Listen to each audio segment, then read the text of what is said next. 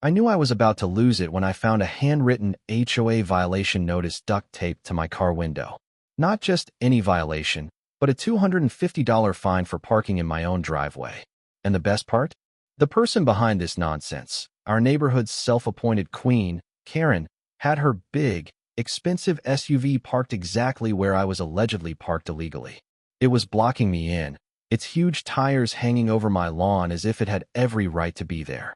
I stood there in the pouring rain, groceries sagging in my arms, while Karen sipped red wine on her porch, watching me struggle with a smug look on her face. That's when I decided this woman needed to be stopped. When I first moved into the neighborhood, it felt like a dream. Quiet streets, well-kept lawns, friendly enough neighbors, and an HOA that promised to keep things in check. At least, that's what I thought. That illusion lasted exactly 3 days before I met Karen, the president of our HOA and a suburban dictator on a power trip. She introduced herself with a handshake that was way too firm and handed me a folder stuffed with HOA rules, half of which I swear she just made up. No trash cans visible from the street, no flower pots that weren't neutral in color, and, most importantly, no parking in your own driveway without first getting approval from the HOA president. At first, I thought she was kidding. Who needs approval to park in their own driveway? But quickly, I learned that Karen was not someone who jokes around. She enforced these rules like a tyrant who'd spent way too much time watching courtroom dramas. Somehow, she had every board member wrapped around her finger.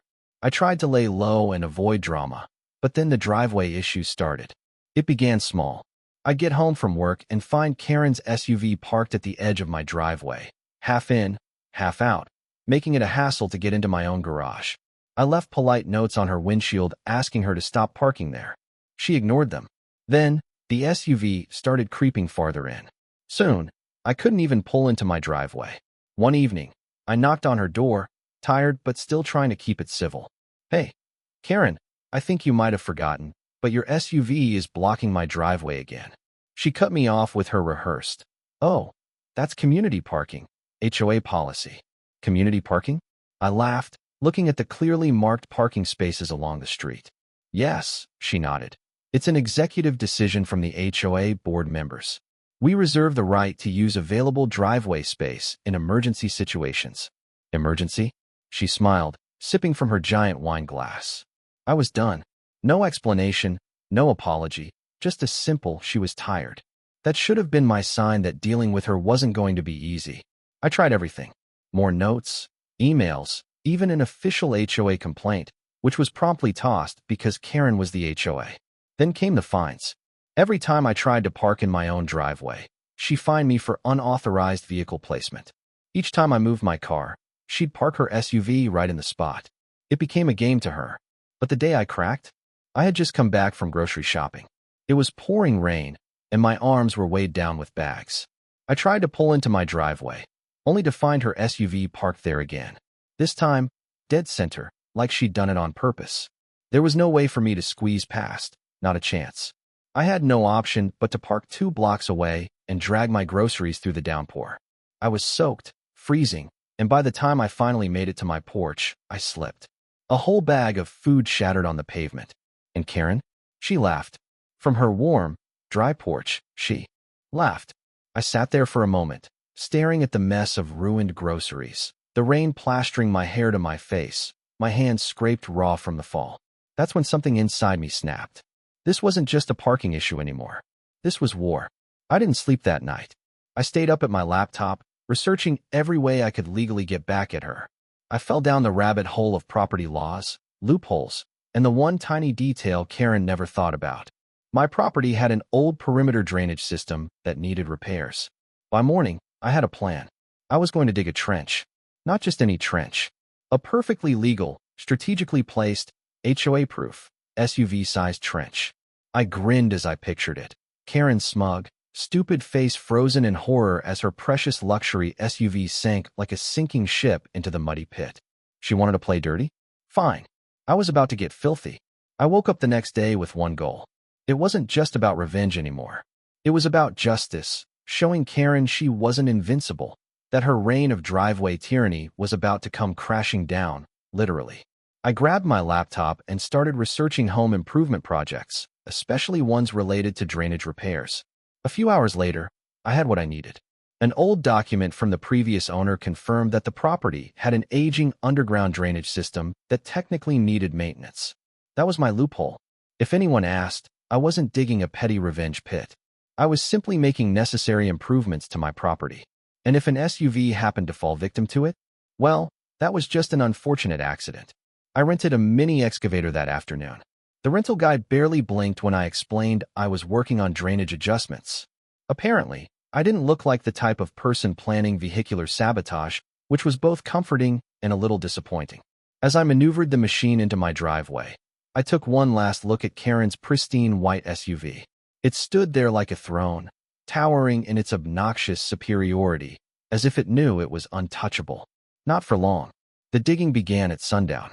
I worked slowly, carefully, making sure the trench was just deep enough so that when Karen inevitably parked there again, her front wheels would sink in, but not so deep that she'd immediately notice something was wrong. The key was subtlety. I even covered it with wooden planks, making it look like a harmless part of my driveway. It seemed almost too innocent. That was the beauty of it. Halfway through, I heard a voice behind me. New project. I turned to see my neighbor, Jim, standing on the edge of his lawn, arms crossed, an eyebrow raised. Jim was one of the few people in the neighborhood who hated Karen as much as I did. He'd been her victim once before, something about his Christmas decorations not being neutral enough. Fixing some drainage issues, I said casually, wiping fake sweat off my forehead for extra effect. Jim glanced at the trench, then back at me, grinning. Right, drainage issues. I hesitated for a moment. Should I tell him? Nah, screw it. Listen, I said, lowering my voice. Karen keeps parking in my driveway. This is preventative maintenance. Jim let out a low whistle, shaking his head in admiration. You are a mad genius. Thanks. Need any help? Nah, but I'll buy you a beer if you don't say anything. Jim nodded. Deal. The next day, I waited. Karen was predictable. She liked to assert her dominance at the same time every afternoon, rolling up in her giant SUV like a queen coming back to her castle. I sat on my porch, pretending to scroll through my phone, barely able to hold in my excitement. The trap was set. Then, right on time, she showed up. Her SUV came around the corner, gliding toward my driveway with that same entitled ease. I could see her behind the wheel, sunglasses on, a smug little grin as she got ready to park in her usual spot. She didn't even hesitate. The second her front tires hit the wooden planks, there was a sickening crack. For a split second, nothing happened. Then, just as I'd planned, the weight of the SUV shifted, the weakened ground gave way, and the whole front end of her car sank into the trench. The hood tilted steeply, headlights staring down into the dirt like they were in shock. I heard her scream before I even saw her. The door flew open, and Karen nearly tumbled out, her designer bag slipping from her arm and landing in the mud. She stumbled back, arms flailing, trying to figure out what the hell had just happened. I took a sip of my coffee, enjoying the show. Something wrong, Karen? I called out, keeping my voice as neutral as I could. She whipped around, eyes blazing. What the hell did you do to my car? I stood up, pretending to care. Oh no, looks like you parked right over the old drainage issue I was fixing. That's unfortunate. Her mouth opened and closed like a fish gasping for air. You did this on purpose. I shrugged. Did you not see the wooden planks? I assumed you'd use the designated parking spaces like everyone else. She stormed toward me, pointing a manicured finger. You are going to pay for this. I tilted my head. Actually, I think this falls under negligence on your part. Pretty sure the HOA has rules against unauthorized parking on someone else's property. Her face turned a shade of red I'd never seen before. I could almost hear her brain scrambling to figure out how to spin this in her favor. But there was nothing she could do. She had parked illegally, ignored the obvious construction, and now her expensive SUV was half sunk in a trench she had caused. A small crowd had started to gather. Jim was there, arms crossed, barely hiding his laughter. A few other neighbors peeked through their windows, whispering among themselves. Karen realized she was losing control of things. She pulled out her phone. I'm calling a tow truck. Probably a good idea, I said, nodding. Might also want to call your insurance. Hope they cover stupidity. She shot me a look that could have melted steel, but I didn't care. The damage was done. As the tow truck arrived and struggled to pull her SUV out of the muddy pit, I felt something I hadn't in months: victory. Karen was humiliated. Her car was wrecked. And best of all, she had no one to blame but herself. As she stood there, watching her SUV being pulled from the trench, I saw something different in her eyes. Not just anger, but fear. For the first time, she knew she wasn't untouchable. And that was worth every single second. Karen stood there, clutching her phone so tightly that I almost thought it might shatter in her hand. Her SUV, now covered in mud and streaked with grime, was still partially stuck in the trench, its front tires spinning uselessly as the tow truck struggled to get it free. A small crowd had gathered, watching the scene unfold with a mix of amusement and barely concealed schadenfreude. I leaned against my porch railing, sipping my coffee, savoring every moment of Karen's downfall. She turned to me, her face twisted in fury. "You're going to pay for this." I raised an eyebrow. "For what? Fixing my property? I don't recall forcing you to park in my driveway. In fact, I distinctly remember asking you not to." Her mouth opened and closed. I could see her trying to come up with something, some way to turn this into a story where she was the victim and I was the villain. But the facts weren't on her side this time. She had no excuse, no HOA rule to hide behind. The tow truck driver finally managed to pull her SUV out with a deafening groan of metal and the sickening slurp of thick, wet mud. Karen winced as she saw the underside of her car, now covered in muck. Her perfect, pristine vehicle had been dragged through the trenches, literally. It was poetic. As she checked the damage, a couple of HOA board members showed up. I recognized Greg, one of the few on the board who wasn't blindly loyal to Karen. He took one look at the scene and sighed. "What's going on here?" Karen whirled around, pointing a finger at me. "He sabotaged my car. He dug a hole in his driveway on purpose to trap me." Greg turned to me, unimpressed. "Is that true?" I smiled. "Not at all. I was just fixing my drainage system. Got all the paperwork if you want to see it.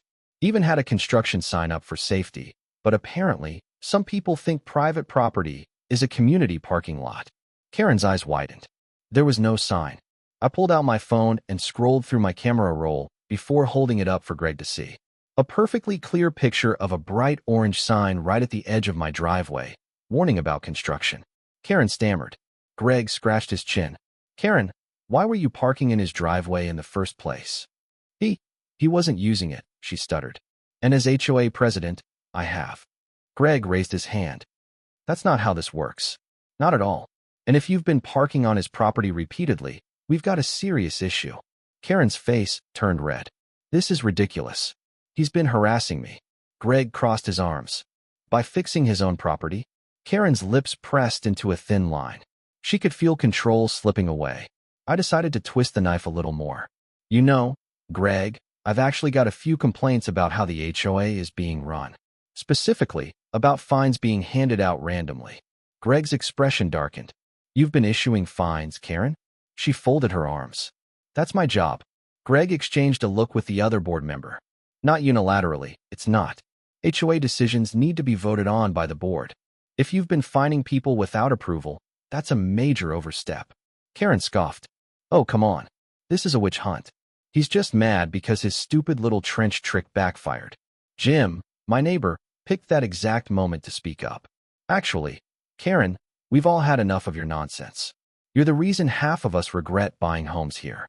The ridiculous rules, the constant fines, the way you treat this neighborhood like it's your personal kingdom.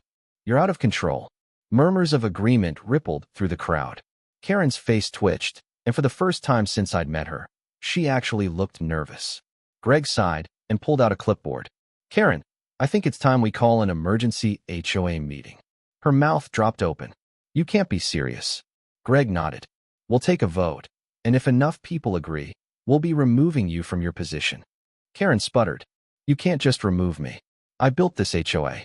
I keep this neighborhood in line." Jim smirked. "Yeah, and maybe that's the problem." The rest of the week was pure chaos for Karen. She tried everything to sway the HOA board, from intimidation to bribery, but people had finally had enough. The stories started flooding in.